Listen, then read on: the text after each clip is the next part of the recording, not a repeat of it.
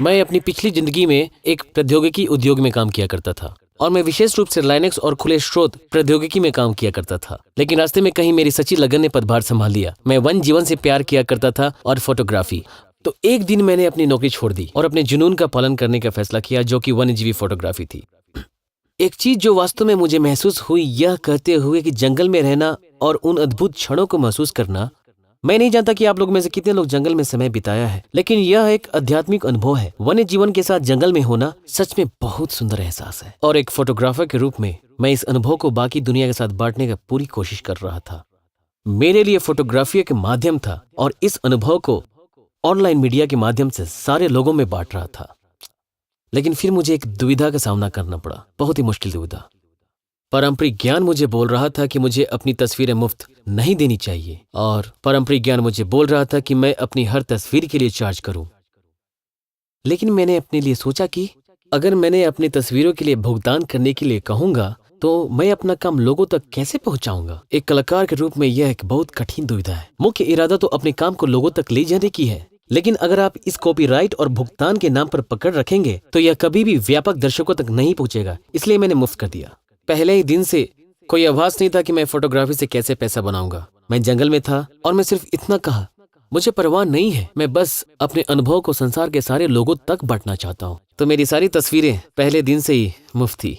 Online high resolution लोगों को पसंद आया, पता है। और देखने की अद्भुत बात यह थी कि जब आप लोगों को स्वतंत्रता देते हो तो वो स्वतंत्रता सम्मान करते हैं। जैसे कि हम अपनी पुस्तकों और चीजों को बांटते हैं, लोग तस्वीरों को बांट रहे हैं। और मेरे मित्र भयभीत थे और मुझसे कहे, आपको डर नहीं लगता कि लोग आपकी वेबसाइट से तस्वीरें उतार रहे हैं? मैंने कहा, ये अच्छी बात है और मुझे खुशी है कि वे मेरी तस्वीरें बांट रहे हैं। वास्तव में मैं बहुत ही दुखित होता यदि वो मेरी तस्वीरें लेना बंद कर देते। लेकिन इसी को मैंने अपनी पूरी कैरियर बना दिया, अपनी तस्वीरें मुफ्त कर लोगों को देना। लेकिन मैंने किया कैसे? यह कनेक्शन बनाता है सारे लोगों के साथ। आप लोगों को पता नहीं होगा कि बाहर से कनेक्शन बनाने की। जैसे कि जब मैं अपनी तस्वीरें मुफ्त कर दिया तो बहुत सारे दिलचस्प बातें हुई। उदाहरण के लिए आप इस सांप की तस्वीरें देखें। यूनिवर्सल स्टूडियो ने फिल्म बनाई है स्नेक्स ऑन द प्लेन, और उन्होंने इसे खोजा। उन लोगों को ये तस्वीरें बहुत ही पसंद आई और इस फिल्म की ऑफिशियल डीवीडी कवर के ऊपर ये चित्र छपी हुई है।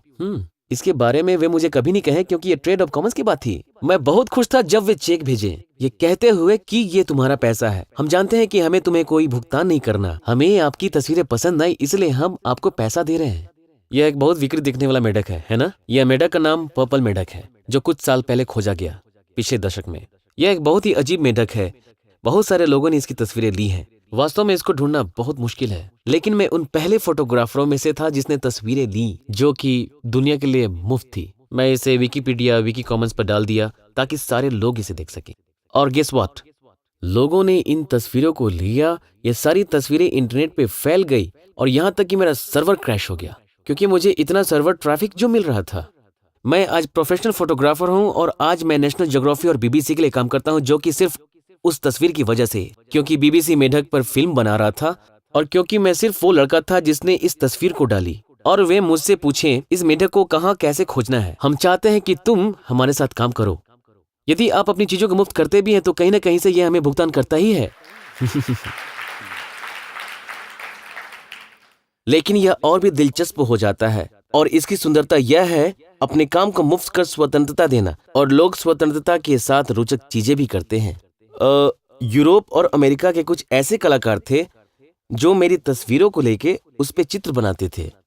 मुझे उस दिन तक पता नहीं था जिस दिन मैं घर गया और वहां पे एक चेक मेरा इंतजार कर रहा था। एक महिला मुझसे कही कि मैं तुम्हारी तस्वीरों से काफी चित्र बनाए हैं और इससे मैं बहुत सारे पैसे भी बनाए हैं और ये लीजिए 30% शेयर आपका। और उसने 2 बड़े फ्रेम को मेरे घर भेजा ताकि मैं इसे घर पे रख सकूं। असल में खुद की तस्वीरें देखने से मुझे नफरत होती है, लेकिन ये चित्र मुझे बहुत ही पसंद आई। यह और भी दिलचस्प हो गया। ब्रिटेन में एक बैंड है जिसका नाम शिकन है। शायद आप में से कुछ लोगों ने यह नाम सुना होगा।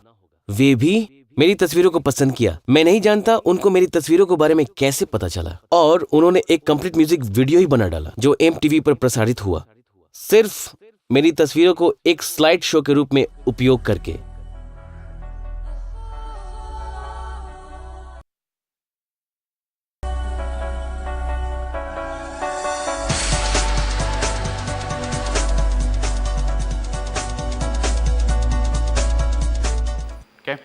So I want to leave you with this picture.